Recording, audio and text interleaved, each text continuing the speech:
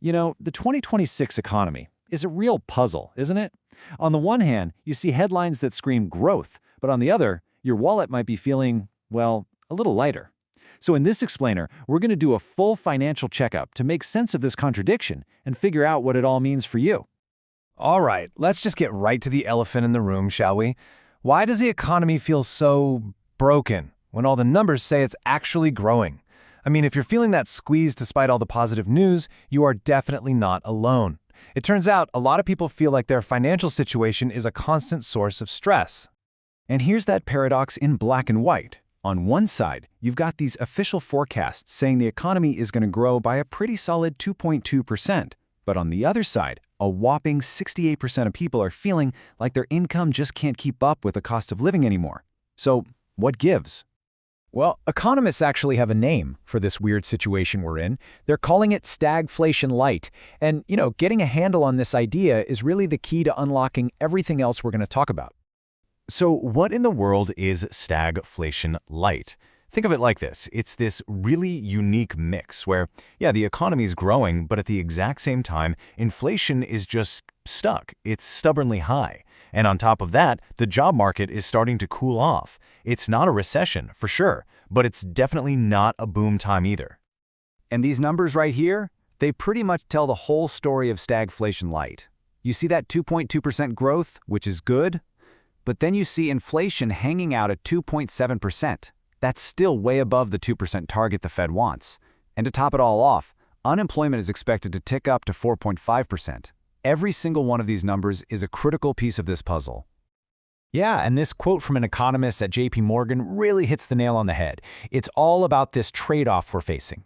Basically, because the economy is still growing, people are still spending, and that demand is what's keeping prices from coming down. It's like you can't have your cake and eat it too. We can't seem to get that strong growth and low inflation at the same time.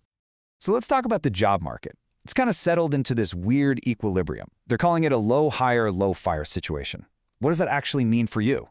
Well, if you have a job, you're probably pretty secure. That's the low-fire part. But, and this is a big but, if you're looking to jump to a new job for a big pay bump, man, those opportunities are just getting harder and harder to find.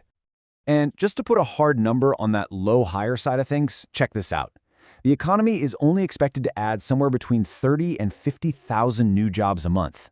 Now, that's just enough to tread water, It keeps things stable, but it's nowhere near enough to create that kind of red-hot job market we had a couple of years back. Okay, so we've got this big picture of a stagflation light economy. Now let's bring it home, literally, and talk about how this affects the single biggest line item in most of our budgets, housing. All right, so looking ahead to 2026, the experts are pretty much all on the same page when it comes to housing. The big takeaway, don't expect a crash, but don't expect a boom either. It looks like prices are going to either stay flat or maybe creep up by about 2%. And that's a really important detail, because that's actually less than the rate of inflation we're expecting. But that brings up a good question, right? If things are so unaffordable, why aren't prices dropping? Well, a huge piece of the puzzle is something called the lock-in effect, and it's actually pretty simple to understand. I mean, think about it. If you're sitting on a mortgage with a 3% interest rate, why on earth would you sell your house just to go buy another one with a rate that's over 6%? It just doesn't make financial sense. And this isn't just a small trend. The lock-in effect is absolutely massive. Get this, a staggering 80%, 80, of homeowners who have a mortgage are locked into a rate that's below 6%. That's what's keeping the number of homes for sale so artificially low. But things are starting to shift, even if it's slowly. We're seeing inventory creep up just a little bit, and that means buyers are finally starting to get more choices and a little more negotiating power. It feels like we're moving away from that crazy seller's market and into something a bit more balanced.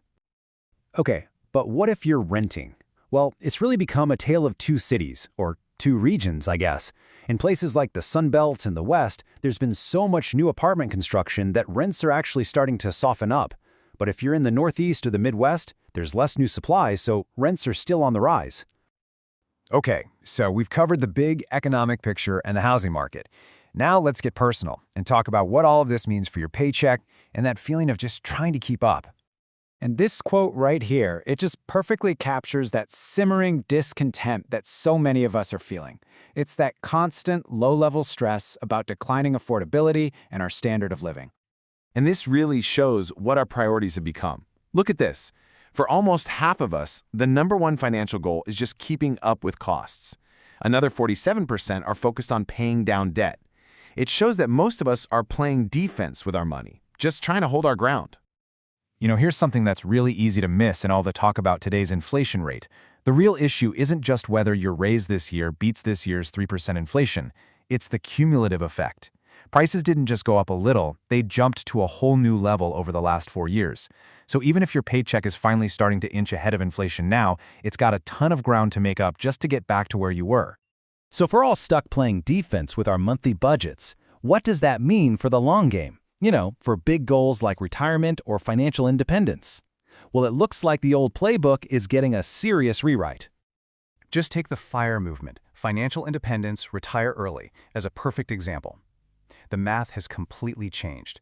The old way of thinking was, you calculate your FIRE number based on a nice, stable 2% inflation rate. But the new reality? That number, the amount of money you need to save to retire, is now a good 20 to 30% higher than it was just a few years ago. That's a huge shift. And it's not just one thing. There are these new hurdles popping up that make achieving financial independence so much harder now. First, you've got the inflation tax. That sticky inflation is just constantly eating away at the value of your savings. Then there's the housing lockout. That old strategy of house hacking your way to wealth, it's way tougher with today's high prices and mortgage rates. And finally, you have the career slowdown. That low hire market we talked about means you can't just job hop your way to a higher income like you used to. It's a triple whammy.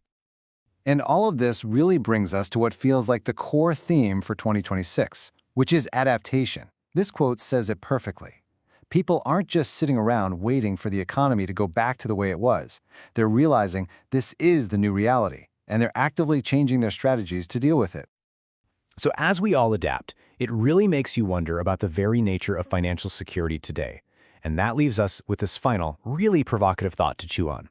In this new economy, is being financially resilient less about how much money you make and more about where you choose to live?